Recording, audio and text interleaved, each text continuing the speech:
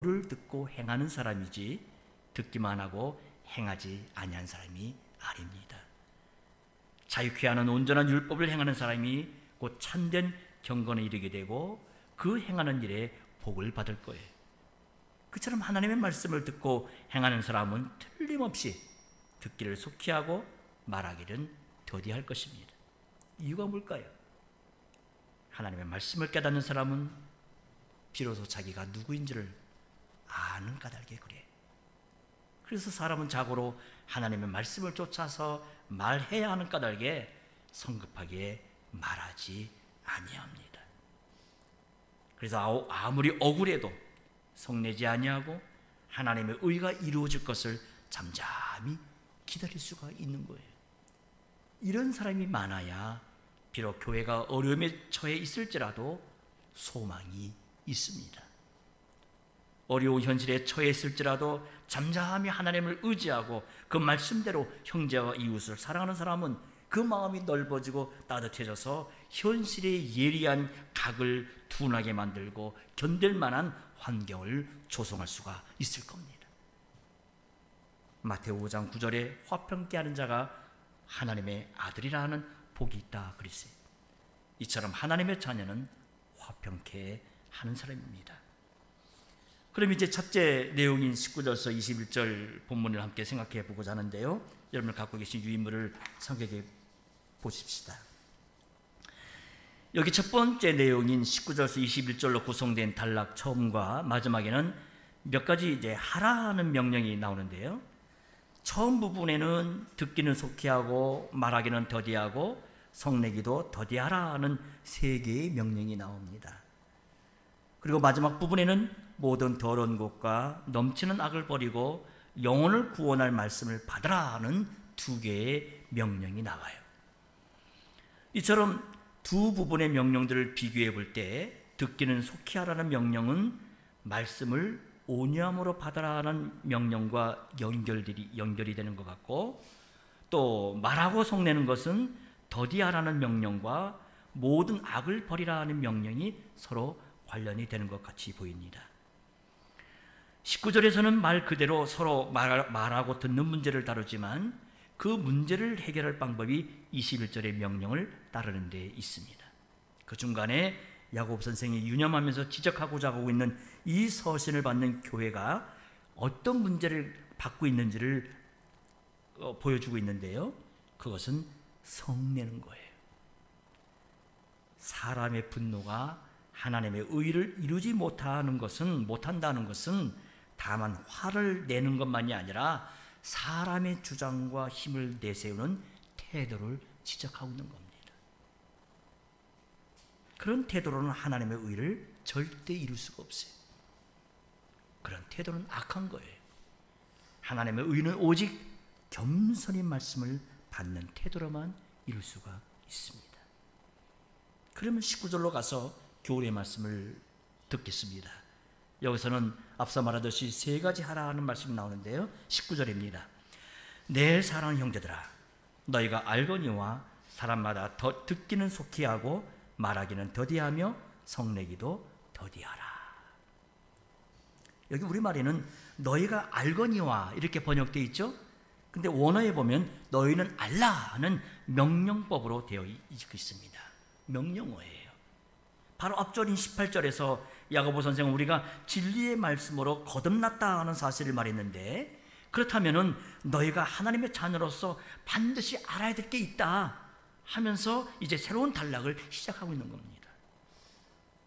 서신을 받는 형제들이 어려운 현실에 처해 있는 줄 아는데, 그렇다고 한다면 이제 권하는 말씀을 꼭 깨닫기를 바란다, 그 얘기를 하고 있는 거예요.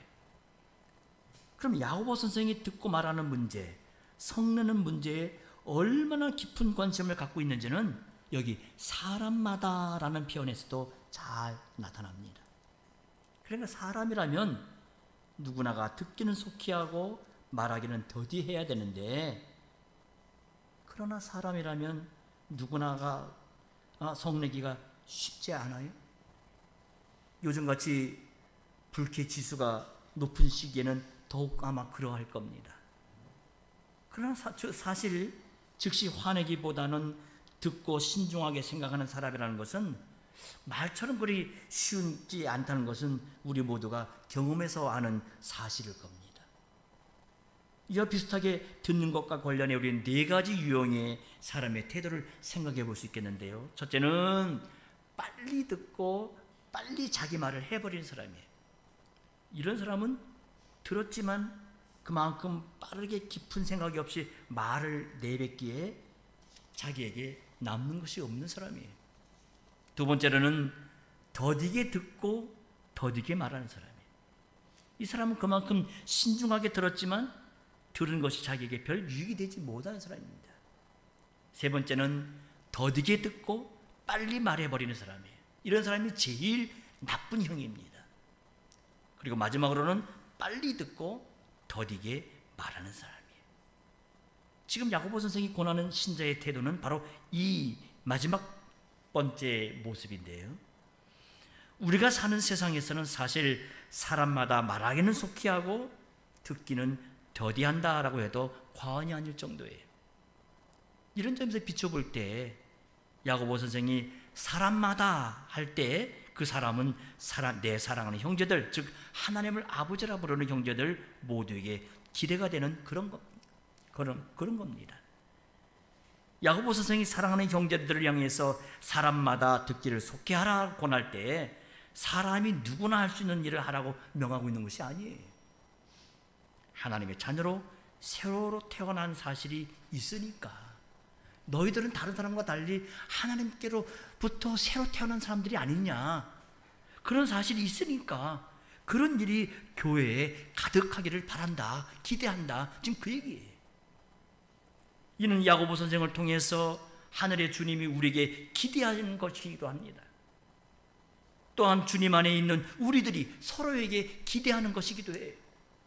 물론 우리의 기대가 우리의 좌절과 실망, 슬픔으로 이어지는 경우가 허다해요. 우리가 무심코 생각 없이 던지는 무례한 말 한마디에 고통스러운 아픔을 겪게 되고, 하나님의 말씀을 들었어도 팍팍한 자신의 현실에서 그만 성내는 자신의 모습에 자괴심이 휩싸이게 되겠지만은 주님께서 장차 참된 평화로 가득한 나라를 가져오신다는 것을 우리는 기대해야 할 것입니다. 그러기에 우리는 그저 우리 눈앞의 현실에 갇혀서 지금 야고보 선생이 권하는 권면을 우리의 현실을 모르고 동떨어진 소리를 한다, 이렇게 비난의 수단으로 삼지 마시기 바랍니다. 이미 큰 슬픔을 겪었을지라도 슬픔 없는 나라를 소망하면서 그 슬픔이 헛되지 않게 하실 주님을 바라보십시다. 그 소망스러운 날에 우리가 서로를 참으로 사랑하게 될 사실을 의지해서 지금 형제의 마음에 큰 슬픔과 고통을 안겨주었던 우리의 말, 우리의 태도를 겸손하게 회개하십시다. 기꺼이 용서를 빌고 기꺼이 용서하려는 마음으로 하나님의 말씀을 받으시기 바랍니다.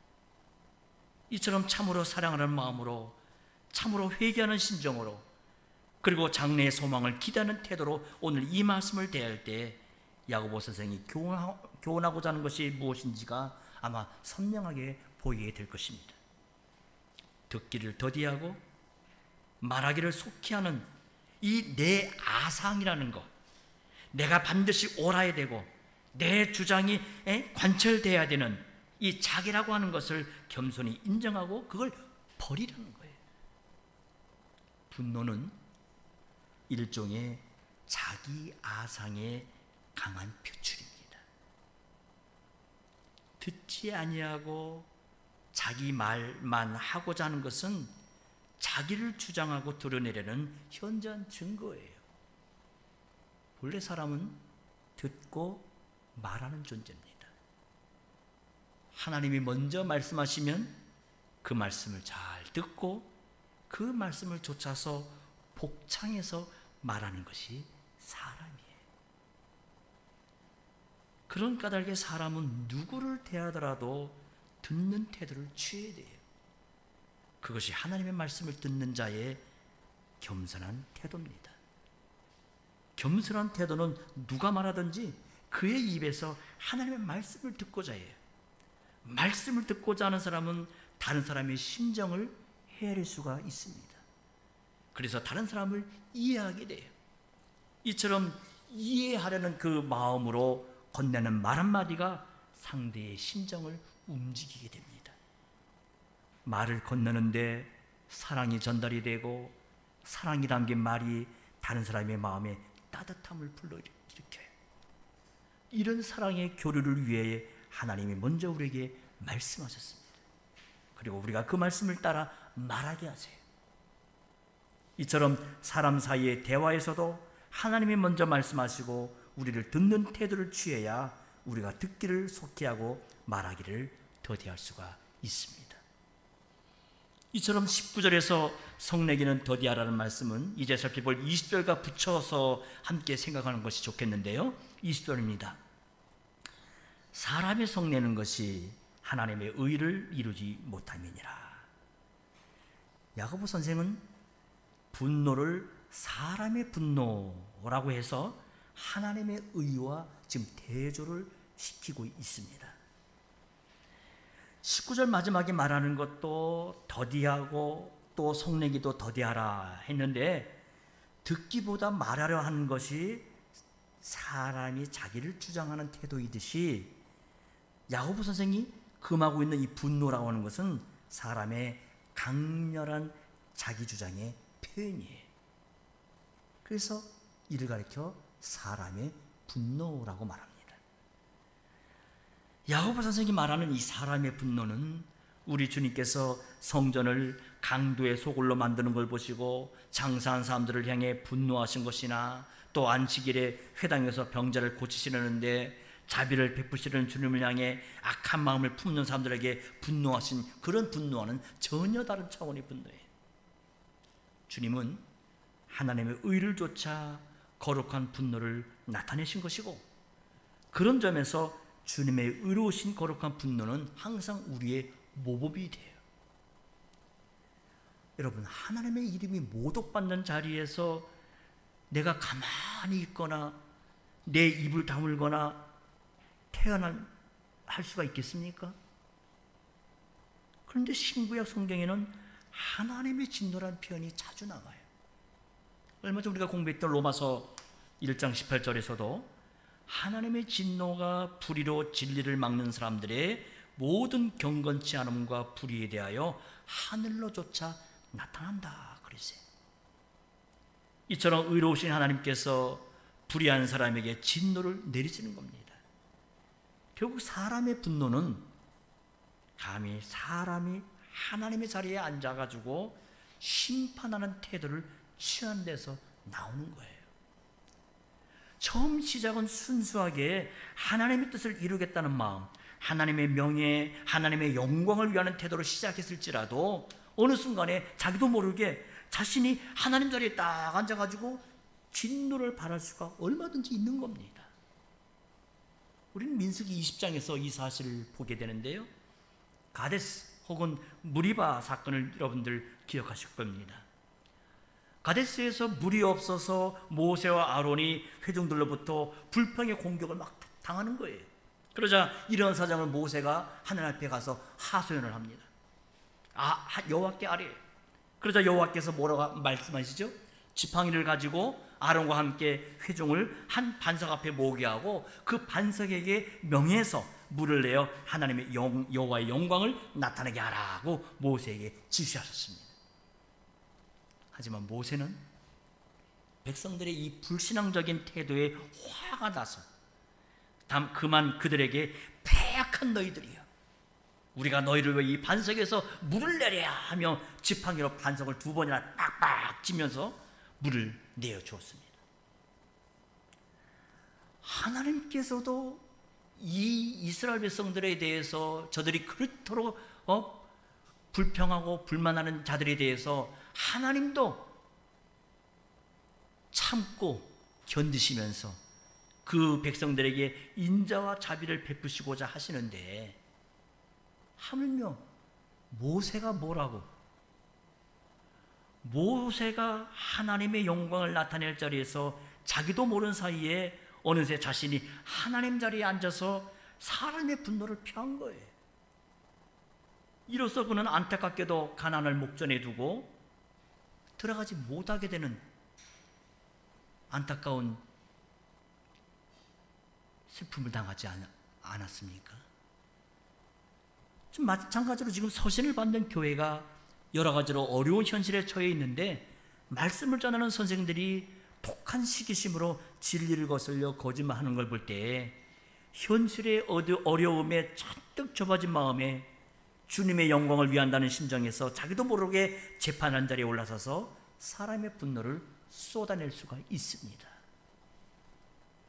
이처럼 자기도 근본적으로 전혀 다를 바 없다는 사실을 깨닫지 아니하면 하나님의 거룩하신 영광을 뵙고 그 앞에서 겸손한 심정을 늘 품고 살지 아니하면 언제든지 어느 순간 다른 사람을 판단하고 심판하려는 마음이 누구라도 금방 솟구쳐질 수가 있는 겁니다. 그러기에 사람의 분노로는 하나님의 의를 이룰 수가 없어요. 우리는 예수님의 제자들 중에 열심당원도 있었고 실제 이들은 이스라엘 나라를 로마의 압좌에서 건지고 외세의 영향력에서 백성을 보호하려고 칼을 들었던 사실을 잘 알고 있지 않습니까? 아마도 야고보 선생은 이러한 사실들을 보고 겪으면서 혹시라도 교회 안에서 그러한 열심당원들처럼 주님을 위한다는 명목하에 사람의 열심으로 뭔가를 하려는 걸 염려하고 있는 거예요. 그러나 이러한 일은 그때도 있었고 지금도 있고 아마 앞으로도 계속해서 사람이 존재하는 한 있을 겁니다. 하지만 하나님의 의는 사람의 힘으로 이루어지지 않습니다. 사람의 혈기와 힘은 하나님의 의가 아닙니다. 사람의 의를 이루려는 것은 하나님의 의에 가장 반대되는 거예요. 사람이 죄를 지어서 부끄러워하거나 두려워하면 하나님의 의에 이를 길이 생기겠지만 사람이 스스로 무엇을 이루어서 자기의 의를 주장하게 되면 영영 하나님의 의에 이룰 수가 없어요. 스스로 구원 얻고자 하면 그만큼 멸망으로 추락할 뿐입니다. 스스로 문제를 해결하고자 하면 그만큼 문제가 더욱 꼬일 뿐이에요. 오직 하나님만 구원하십니다. 그리스도만 참된 해답이십니다. 하나님을 믿는 사람이 하나님의 의에 참여하고 그리스도를 의지하는 사람이 참된 해답에 도달할 수가 있습니다. 그분만이 죄로 생긴 문제를 해결하세요. 우리는 그저 주님의 해답에 은혜로 참여할 뿐입니다. 오직 하나님만이 승리하십니다. 사람은 스스로 져야 되고 패배해야 돼요. 의인은 스스로 구원 얻고자 하고 스스로 답을 찾고자 하는 생각을 버리는 사람이 의인입니다. 의인은 자기가 죄인임을 고백하는 사람이에요. 그러나 자기가 의인이라 주장하는 사람은 그야말로 심각한 죄인 겁니다. 날마다 다른 사람을 판단하거나 비판하는 사람은 누구보다 죄인이에요. 그러나 의인은 누구보다 자기의 죄를 날마다 회개하는 사람이에요. 우리가 죄를 회개하는 거기에서 하나님의 의가 나타납니다. 우리가 그리스도를 의지하는 거기서 하나님의 의가 이루어집니다. 의로우신 하나님만이 영광 받으시기에 합당하시기 때문에 그래요. 이제 첫 번째 부분 19절에서 21절 마지막 내용을 살펴보는데요. 여기서는 두 가지 하라는 말씀이 나와요. 21절입니다. 그러므로 모든 더러운 것과 넘치는 악을 내어 버리고 능히 너희 영혼을 구원할 바 마음에 심긴 도를 온유함으로 받으라. 자, 야고보 선생은 사람의 분노로 하나님의 의를 이루지 못하는 데서 벗어날 길을 제시하고자 그러므로 하면서 앞에 말을 이어서 그 길을 제시해 줍니다.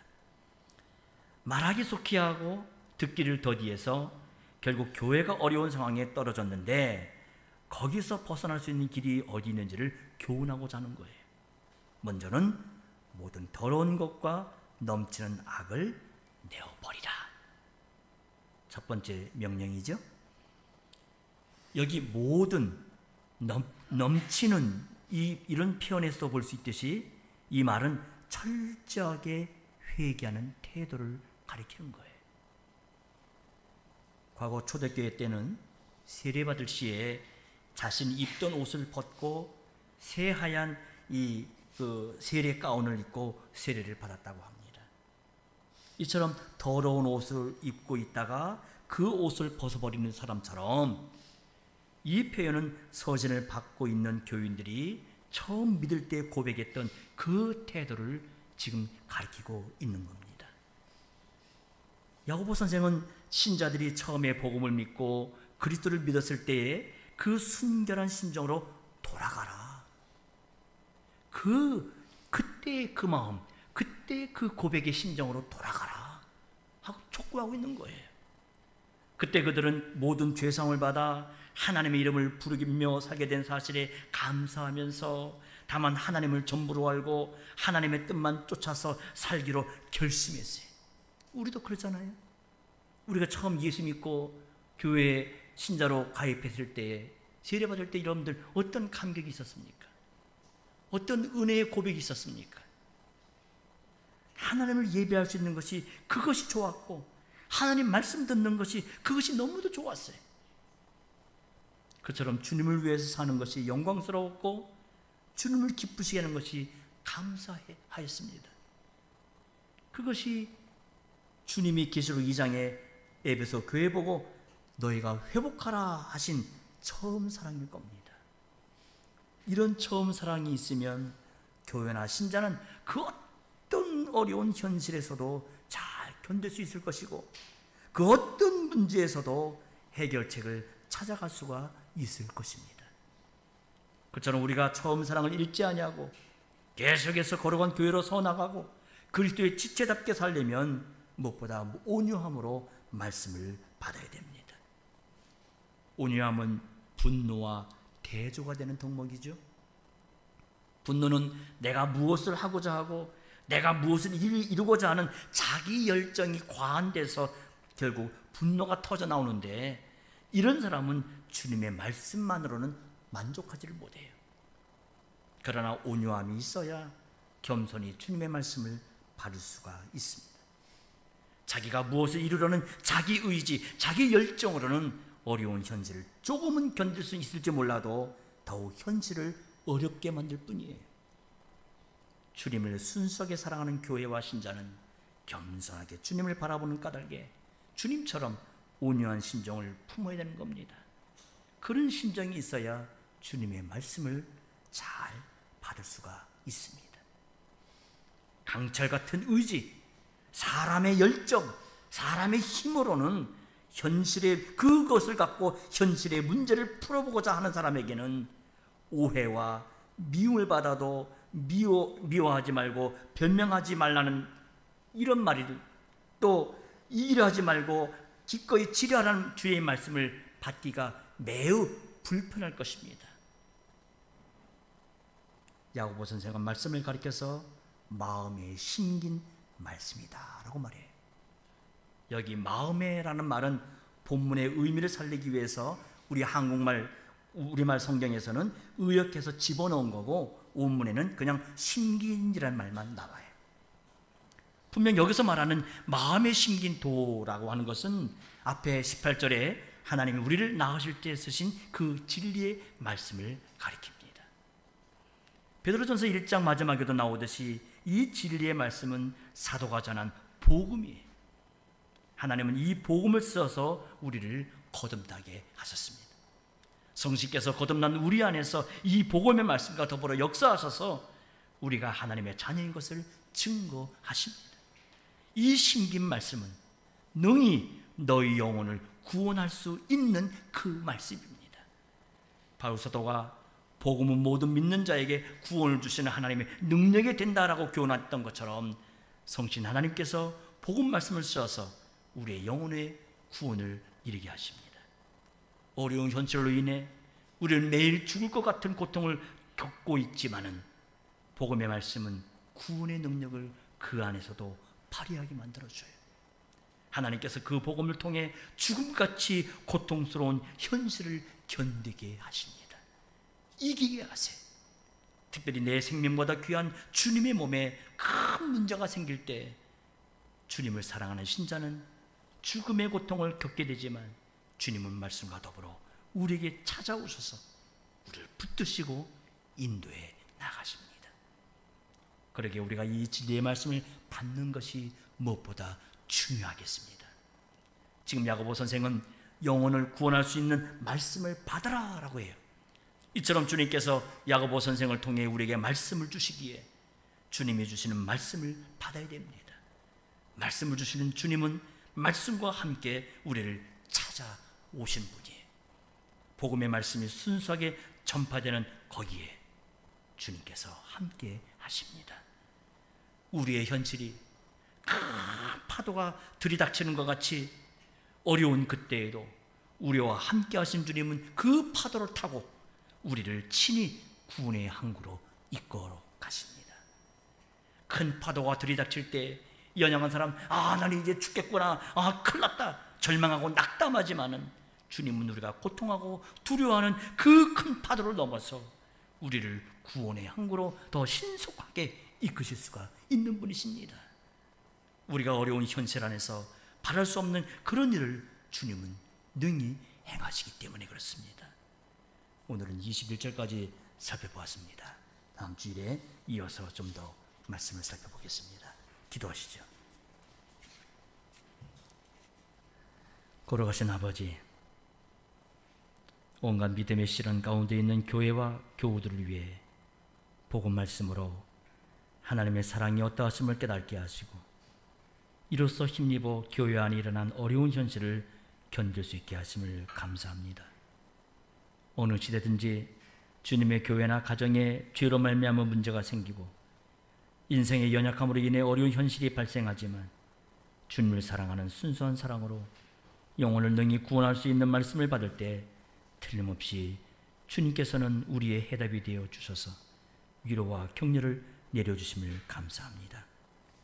심지어 주님은 우리가 당하는 어려운 현실을 통해 우리가 바랄 수 없는 일도 이루실 수가 있으십니다. 주님, 무엇보다 복음이 강단들마다 순전하게 전파들 되게 하여 주옵소서. 구주 예수 이름으로 기도합니다. 아멘.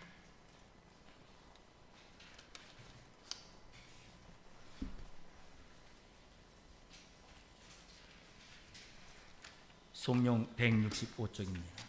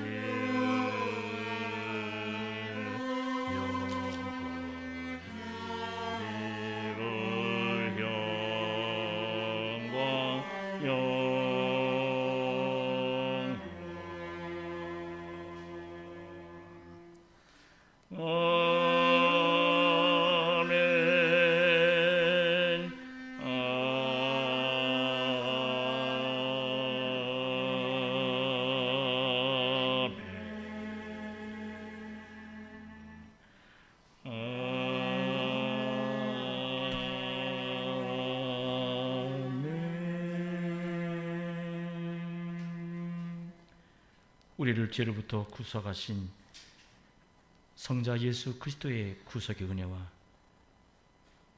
우리를 끝까지 사랑하시는 성부 하나님의 크신 사랑하심과 성신의 감동과 교훈하심이 예배하는 이 교회와 자녀들 위해 지금부터 함께 하옵소서. 아멘.